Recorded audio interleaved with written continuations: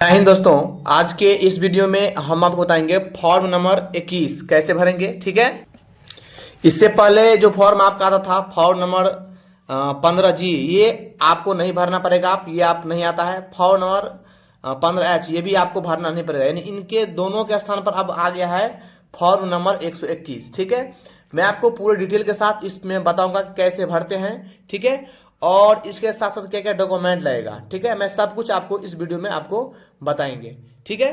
तो चलिए हम शुरू करते हैं। सबसे पहले आपको क्या करना है कि आप जो भी इस फॉर्म में भरेंगे वो सारा का सारा चीज कैपिटल लेटर में ही होना चाहिए।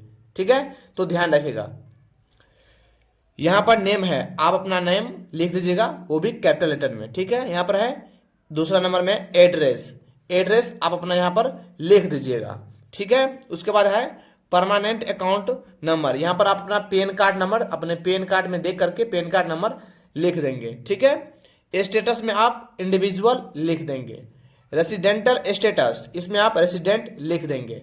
ठीक है। यहां पर है if resident individual whether age is 60 years और मोर, यानी आपका 60 साल है या 60 साल से ऊपर है।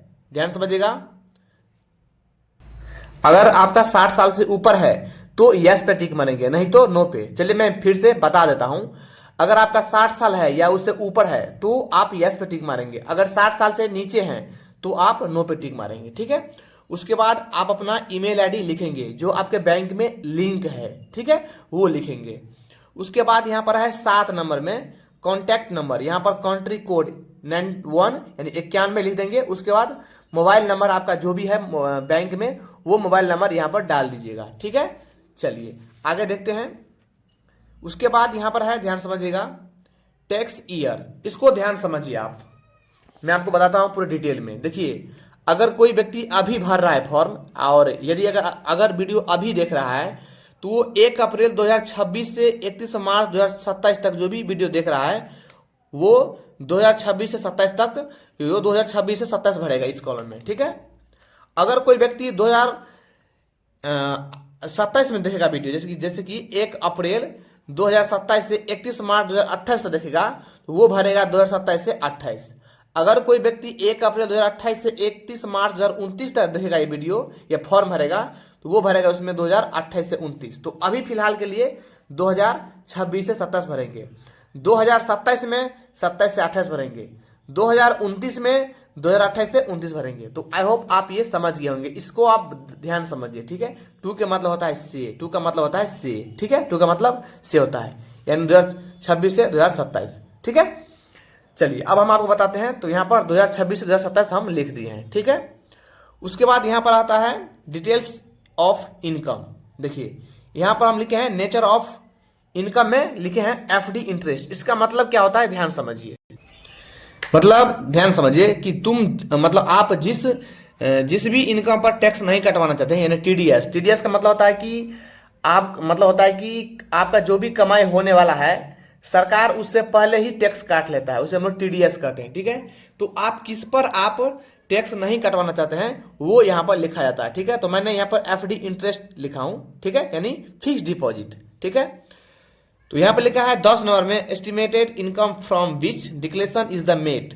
जैसे मान के रखिए अनुमान आपका इंटरेस्ट 40,000 मिलने वाला है। ठीक है, अनुमान लगाइए 40,000 मिलने वाला है तो आप यहां पर 40,000 लिख दीजिए। ठीक है। यहां पर लिखा है 11 नंबर में details of form number 121 other than this from field during the tax year if any, यानी आपने इस फॉर्म के अलावा कहीं और भी फॉर्म, यानी फॉर्म नंबर 121 कहीं और भी भरा है तो आपको यस पर टिक मारेंगे। अगर आपने फॉर्म नहीं भरा है तो आप नो पे टिक मार देंगे। ठीक है। उसके बाद total number of form number 121 field early, यानी आपने कितना बार फॉर्म भरा है, 1 बार, 2 बार, 3 बार, 4 बार, जितना बार फॉर्म भरे हैं तो आप यहां पर लिख देंगे। ठीक है। अगर नो पे मारे टिक तो आप छोड़ देंगे। यहां पर लिखा है एग्रेट amount of income from which from number 121 will filed. तो अगर आपने यहां पर नो मारे हैं तो आप इन सब में कुछ नहीं भरेंगे। अगर आप यस मारेंगे तो यहां पर आपको अमाउंट भरना होगा कि आपने अगर जितना बार यहां पर भरे हैं तो उतना बार कितना कितना अमाउंट भरे हैं वो आपको यहां पर लिखना होगा। ठीक है। उसके बाद है यहाँ पर a great amount of income from which declaration is made during the tax year, sum of column 10 and 11 B. ठीक है, तो इसमें क्या करेंगे आप, तो अगर इस सब में आप कुछ नहीं भरे हैं तो जो आपका एफडी इंटरेस्ट का अमाउंट था वही इंटरेस्ट यहां पर लिख देंगे। ठीक है, 13 नंबर ध्यान समझिए। 13 नंबर में आपका यह है estimated total income of the tax year including the income mentioned in column 12। ध्यान समझिए, इसका मतलब है कि पूरे साल का यानी एनुअल इनकम आपका कितना है, वो भी आपका 4 लाख से ज्यादा नहीं होना चाहिए। ध्यान समझिएगा, 4 लाख से ज्यादा नहीं होना चाहिए। जैसे मान करके मेरा एनुअल इनकम 2 लाख है, तो 2 लाख और ये 4 लाख 40,000, ध्यान समझिएगा 40,000 यहाँ पर इनकम था, तो 2 लाख और ये 40,000 आप इसमें जोड़ करके यहाँ पर लिख देंगे। ठीक है, तो यहाँ पर लिख दीजिएगा। आपका 3 लाख है तो 3,40,000, इसको और इसको जोड़ कर लिखना होता है यहाँ पर। ठीक है, इसको ये भी वही बात है, ये और ये एक ही बात है। और यहाँ पर जो भी लिखेंगे उसको जोड़ करके और एनुअल इनकम जोड़ करके यहाँ पर लिखेंगे। और ध्यान समझिएगा 14 नंबर में है, ध्यान समझिएगा यहाँ पर है एस्टिमेटेड टोटल 13 नंबर में details of last of the ITR filed for previous 2 tax year. यानी आपने 2 साल में कोई ITR फाइल किया है तो आपको इस सब में भरना पड़ेगा। ठीक है, अगर आपने कुछ नहीं किया है, ध्यान समझिएगा ITR 2 साल में फिल्ड नहीं किया है तो आप इस कॉलम सबको छोड़ देंगे। ठीक है, अब हम आ जाते हैं नेक्स्ट पेज पे। ठीक है, नेक्स्ट पेज पे यहाँ पर है डिक्लेरेशन फॉर्म। आप यहाँ पर अपना नाम लिख देंगे। ध्यान समझिएगा, आप अपना यहाँ पर नाम लिख देंगे।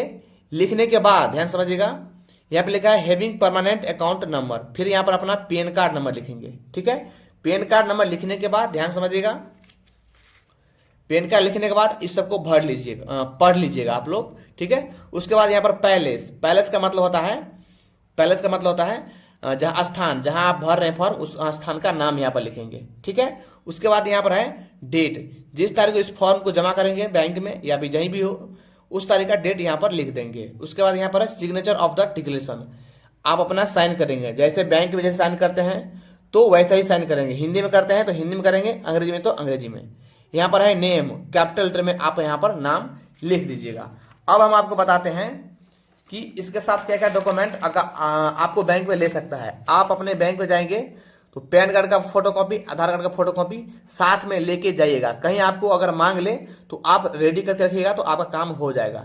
ठीक है, ये तो हो गया आपका। और इसका पार्ट बी भी होता है तो उसके लिए आपको दूसरा वीडियो आएगा। ठीक है, पार्ट बी, ध्यान समझिएगा, यहाँ पर पार्ट बी इसका भी है, इसका हम अगले वीडियो में बना करके डाल देंगे। ठीक है, वीडियो अच्छा लगा हो तो लाइक करना।